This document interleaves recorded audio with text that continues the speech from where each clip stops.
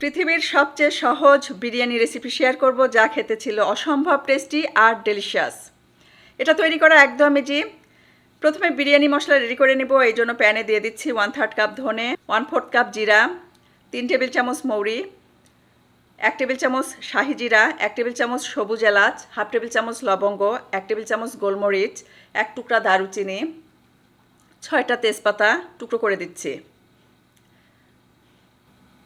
4টা মোটা কালো এলাচ, 1 টেবিল চামচ কাবাব চিনি, 1 টেবিল চামচ জয়ত্রী, 1টা জয়ফল, তারা মশলা 2টা, শুকনা মরিচ 15টা টুকরো করে দিচ্ছি, যাতে করে ভাজাটা ভালো হয়, মুচমুচে হয় আর কি।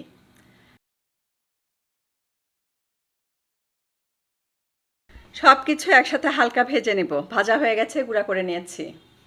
সামনে যেহেতু রামাদান কাজে আসবে, এখানে 7.5 কাপ পানি, সাথে দিচ্ছি 1/2 কাপ দুধ, 1 টেবিল চামচ লবণ, 1 টেবিল চামচ চিনি, 2 টেবিল চামচ তেল, এলাচ, তেজপাতা, অল্প ঘি, যাতে করে রাইসটা টেস্টি হয় খেতে। বাসমতি রাইস 4 কাপ ধুয়ে পানি ঝরিয়ে নিয়েছি, সেটা দিলাম, নেড়েচেড়ে ঢাকনা দিয়ে ঢেকে জাল দিব।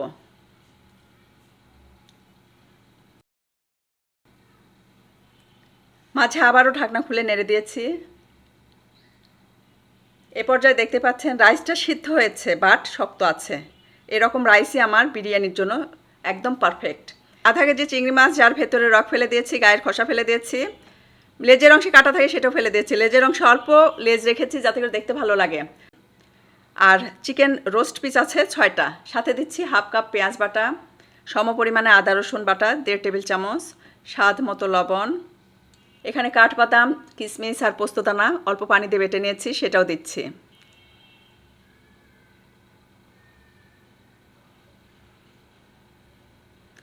পানি ঝরানো টক দই,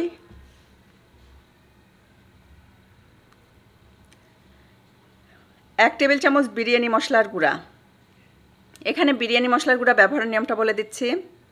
এখানে 4 কাপ চালের জন্য 1 টেবিল চামচ, আর সাথে মাছ মাংস 1 কেজির জন্য আরও 1 টেবিল চামচ, মোট 2 টেবিল চামচ বিরিয়ানি মশলার গুঁড়া বিভিন্নভাবে আমি ব্যবহার করব।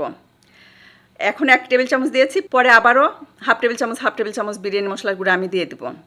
কিন্তু যদি চাল এবং মাছ মাংস মিলিয়ে 1 কেজি হয়, সেক্ষেত্রে 1 টেবিল চামচ বিরিয়ানি মশলার গুঁড়াই যথেষ্ট হবে, সাথে আর একটু বেশি দিতে পারেন। That's it.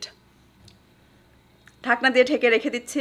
এখানে তেলে পেঁয়াজ দিয়েছি, নেড়েচেড়ে খুব সুন্দর করে, ঠিক just like this golden colour, এরকম গোল্ডেন কালার করে ভেজে নিয়েছি। এই পেঁয়াজ বেরেস্তা শুধু মুখে খেতেও অসম্ভব মজার। বিরিয়ানির জন্য জাস্ট পারফেক্ট এই পেঁয়াজ বেরেস্তাই আমার দরকার।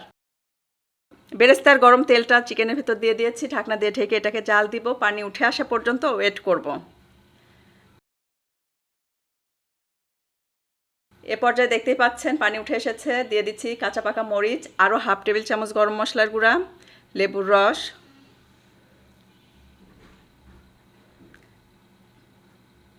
বাদাম কিশমিশ, সাথে বেরেস্তা, স্বাদ মতো চিনি, আর শুকনা মরিচ বিচি ফেলে দিচ্ছি। চাইলে শুকনা মরিচের পরিবর্তে আপনারা শুকনা মরিচের গুঁড়াটাও ব্যবহার করতে পারেন, দেখতে ভালো লাগবে, এই জন্য সরাসরি শুকনা মরিচটাই আমি ব্যবহার করেছি। যখন দেখবেন মাছ মাংস মশলা ভাজা ভাজা হয়ে গেছে, চিকেনের গায়ে কালার চলে এসেছে, ঠিক তখনই আমি দিয়ে দিচ্ছি দুধ। লেবু আর দুধ কখনো একসাথে দিতে যাবেন না, ছানা কেটে যাবে। ঢাকনা দিয়ে ঢাকার আর কোনো দরকার নেই, জাস্ট আবারও একটু ভাজা ভাজা করে নেব। তেল উঠে এসেছে, দেখতে খুবই সুন্দর হয়েছে, খেতেও অসম্ভব মজার ছিল। এখন এটাকে আমি পাশে বাটিতে রেখে দিলাম।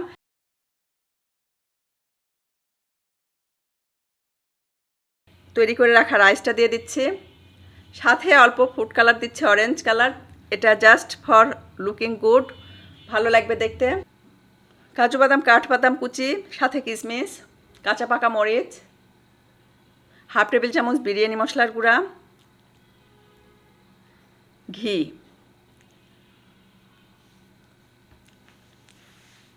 তেল বেশি মনে হচ্ছিল, তাই তেলটা উঠিয়ে অল্প করে রেখে দিয়েছি, আর পুরোটা এখন এর ভেতরে ঢেলে দিচ্ছি। যেহেতু মাছগুলো আছে, মাংস আছে, যাতে ভেঙে না যায় এই জন্য উপর থেকে দিয়ে দিয়েছি। আরও একটু কাজু বাদাম, কাঠবাদাম, কিশমিশ দিয়েছি, বেরেস্তা দিচ্ছি।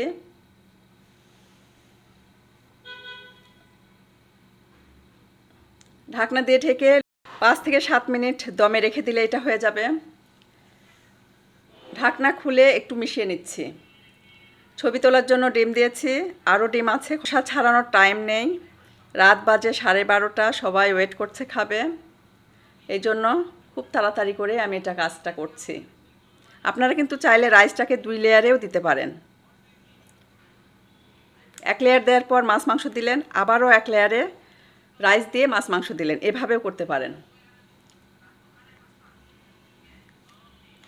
কি বলবো, অসম্ভব মজার, কোনো কথা হবে না, এত টেস্টি। ট্রাই করবেন।